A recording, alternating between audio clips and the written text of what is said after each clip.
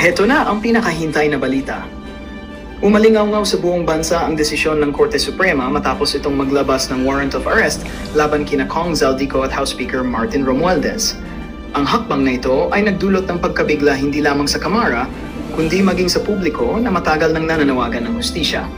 Ayon sa mga ulat, ang warrant of arrest ay kaugnay ng malalaking isyu ng katiwalian at maanomalyang transaksyon na kinasasangkutan umano ng dalawang opisyal. Maging ang ilang kongresista ay nabigla sa bigat ng paratang at nag-uunahan ngayon sa pagbibigay ng kani-kanilang pahayag. Ang iba, nanindigan na oras na upang panagutin ang mga nasa puwesto, habang ang ilan naman ay nanawagang hintayin muna ang magiging takbo ng legal na proseso. Samantala, nananatiling tikom ang bibig ng kampo ni Zaldico at Romualdez, habang umaasa ang publiko na lilitaw ang buong katotohanan sa mga susunod na araw. Sa kabila nito, malinaw na nagbigay ng malakas na mensahe ang Korte Suprema na walang sinuman, gaano man kataas ang posisyon, ang makakaiwas sa batas. Abangan ang mga susunod na hakbang sa kasong ito na siguradong yayanig pa sa larangan ng politika.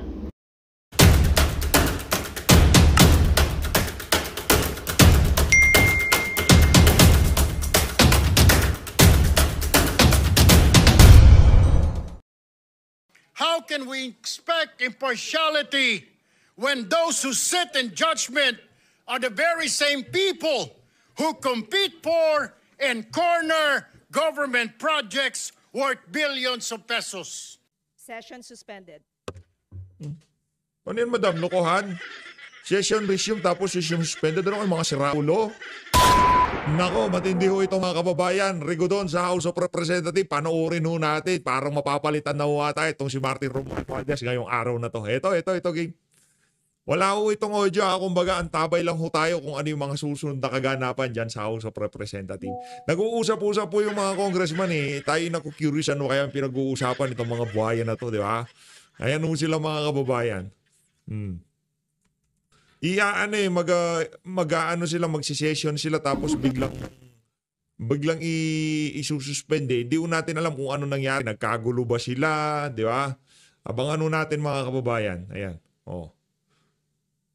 Sana meron na mag-move para ibakantehin ng pwesto ng speaker, no?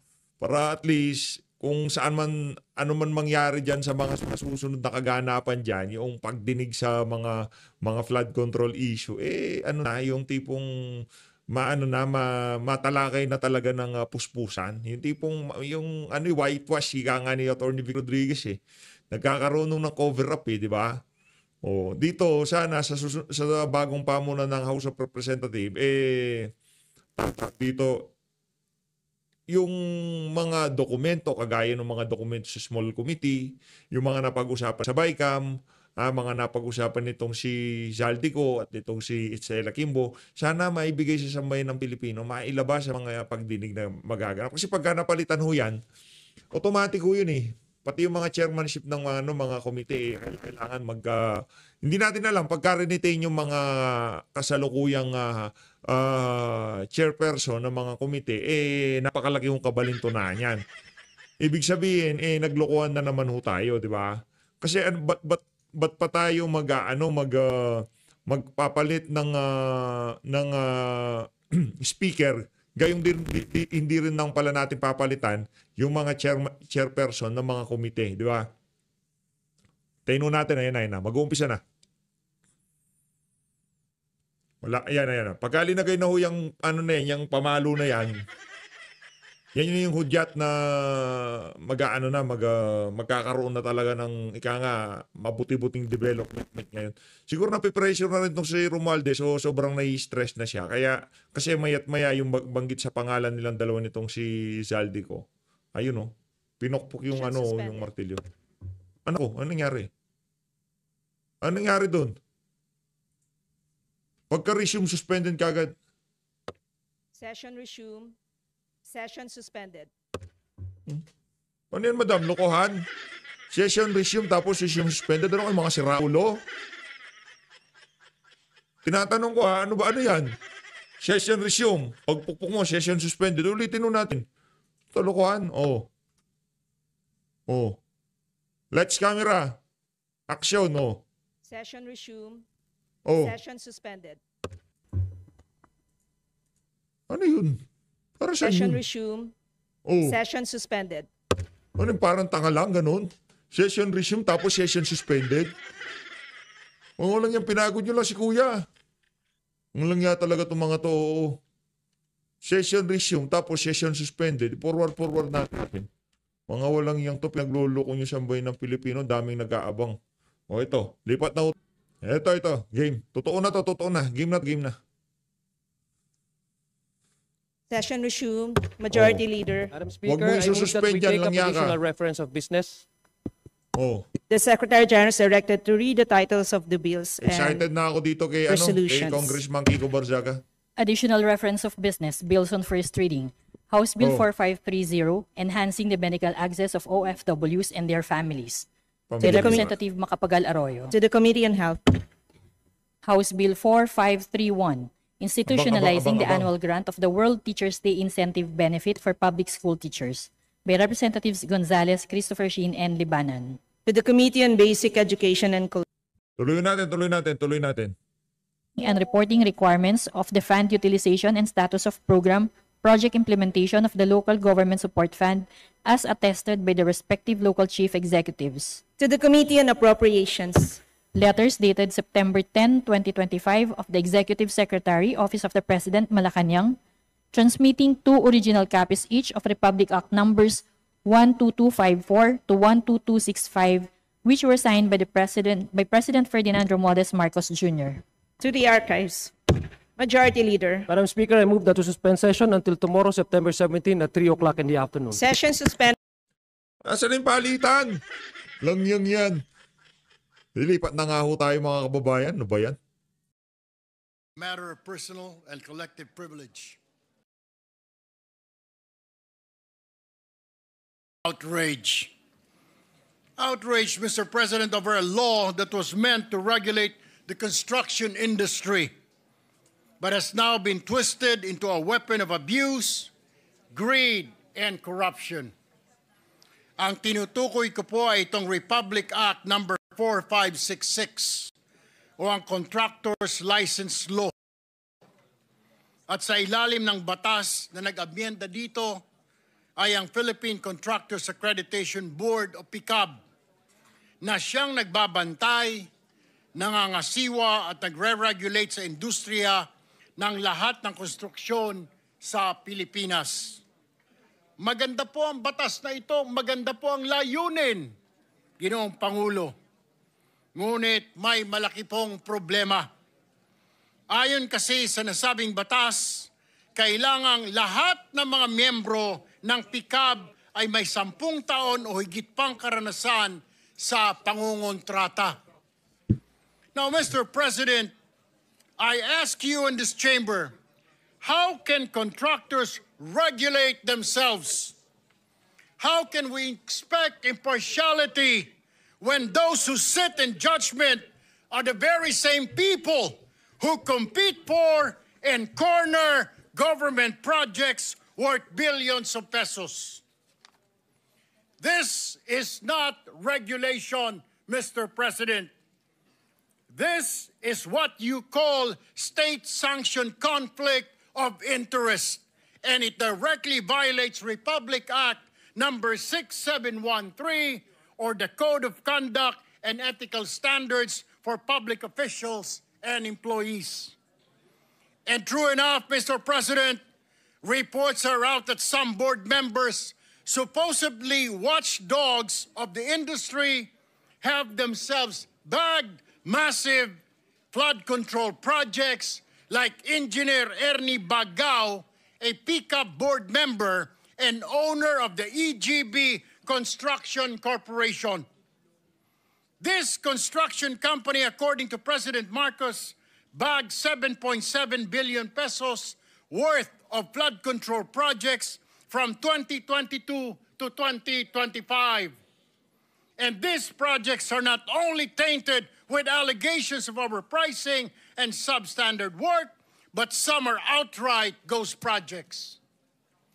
EGB Construction Corporation reportedly also owns Wow Wow Builders, who is said to be behind several ghost projects in Bulacan, Mr. President. Ang isa pang opisyal ng PICAB na si Engineer Arthur Escalante ay nabanggit din ni Senador Ping Lacson na nakakuha ng malalaking kontrata sa pamahalaan. Tell me, Mr. President, paano magiging patas ang isang board o ahensya kung ang mga miyembro nito, opisyales, ay sumasali at nananalo sa bilyong-bilyong kontrata ng gobyerno, lalo na sa mga flood control projects na ngayon ay nalulubog sa kontrobersiya, anomalya at katiwalian. PICAB is silent because how can they investigate themselves? How can they police their own ranks when the law itself did not explicitly prohibit its officials to stop its construction business? Mr. President, let's stop sugarcoating. This is corruption in broad daylight. Mr. President, this cannot go on. We have to ask ourselves, should contractors still dominate PICAB? Should those who accredit and regulate be the same people who rake in government contracts? Should we impose a total ban on PICAB members and their companies from bidding in public works while in office with a strict cooling off period after? It is for this reason that I filed Senate Bill number 1373, or an act strengthening the contractor's license law, further amending for the purpose Republic Act number 4566 and for other purposes. Layunin po ng panukalang batas na ito na higpitan ang regulasyon ng mga lisensya ng mga kontratista. Sinisiguro din ito na ang miyembro ng PICAB ay madidiskwalipika kung siya ay may-ari o opisyal ng mga kumpanyang may transaksyon sa pamahalaan. Mr. President, the Filipino people deserve honesty, fairness in public works projects that truly serve their communities. Not this circus where regulators double as beneficiaries, where laws are exploited and where corruption festers under the guise of legality. Ang Republic Act number 4566 ay naging bulok na batas na ginagamit sa pansariling interes. It was meant to protect the public, Mr. President, but now it is protecting the pockets of the few. Mr. President, it is time to slam the brakes on this racket. No more thieves involved in the creation of our national budget. No more regulations or regulators doubling as profiteers. No more flood control projects that serve as cash cows for the few, while millions of Filipinos ay nalulunod at inaadod ng tubig baha. Enough is enough, Mr. President. We have to take action. Maraming salamat po at magandang hapon sa ating lahat. Thank you, Senator Erwin Tulfo. Mr. Chair, Mr. Majority President, Leader. we move to refer the speech of the gentleman to the Committee on Public accountability. Public Accountability and Civil Service, Your Honor, because there is corruption that is being mentioned and malfeasance, misfeasance. So it's usually public, it's Blue Ribbon Committee first, and then with Civil Service as secondary committee. I so move, Mr. President. All right. Any objection? Chair is none. Motion is approved.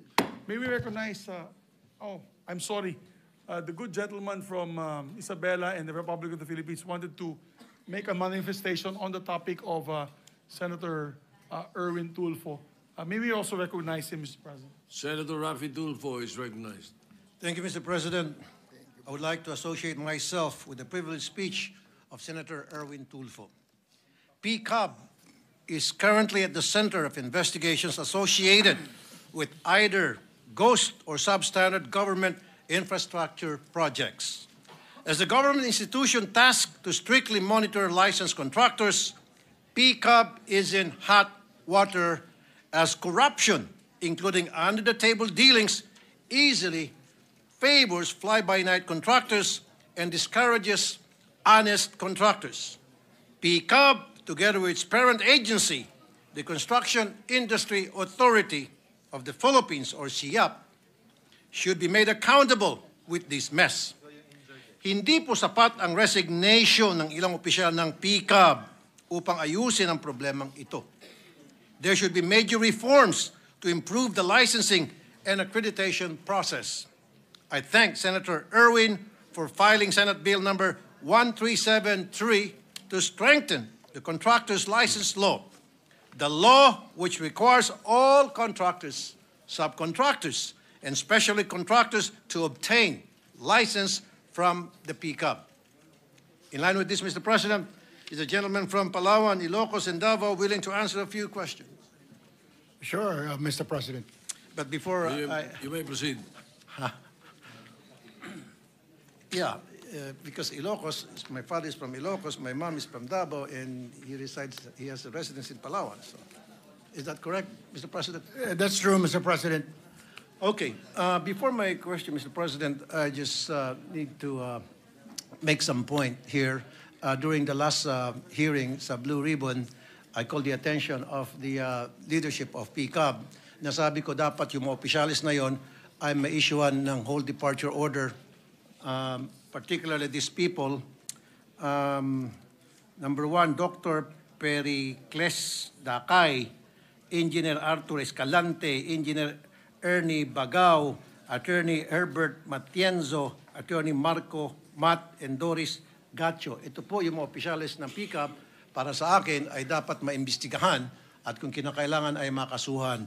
Bakit kanyo, Mr. President, I found out na prior to May 12, 2022, ang sinisingil na para sa licensing fee ng mga contractor na nag-a-apply para maging contractor was 100 pesos. Again, 100 pesos. Pero noong May 12, 2022, naging effective yung RA 11711, amending the contractor's license law from 100 pesos, ito ay dapat, ang sinisingil na ay 5,000 pesos. Pero gayon pa man, tuloy-tuloy pa rin ang paniningil nitong mga taga-PCAB ng 100 pesos at sino-shortchange ang government ng 4,900. Ang tanong, saan na pupunta yung 4,900 pesos kada aplikante ng mga contractor? Kaya nag-issue ang Commission on Audit ng report at sinasabing sila ay short ng 258 million pesos. At nung kinausap ko sa nasabing hearing, ito mga taga-PCAB, ang sinabi nila kasi nag-issue sila ng IRR at pinoward kay Presidente bago raw mai-implement yung 5,000 na singil. And I told them, hindi, kasi wala doon sa procedure, sa provision, na dapat magkaroon ng IRR para makasingil ng 5,000, gawing it effective after maipass yung RA 1171. 711. Ang sabi ng Presidente, kasi yun daw ang sabi ng kanilang mga abogado. So sabi ko, yung mga abogado nila siguro ay kailangan na mag-resign dahil hindi nila alam kung ano yung pinanggagawa nila. But anyway, Mr. President, my question to Senator Erwin, ano po ay mga salient features ng SBN 1373? Marami po, Sen. Rafi, Mr. President, ang meron itong Republic Act, or not Republic Act, but SB 1373.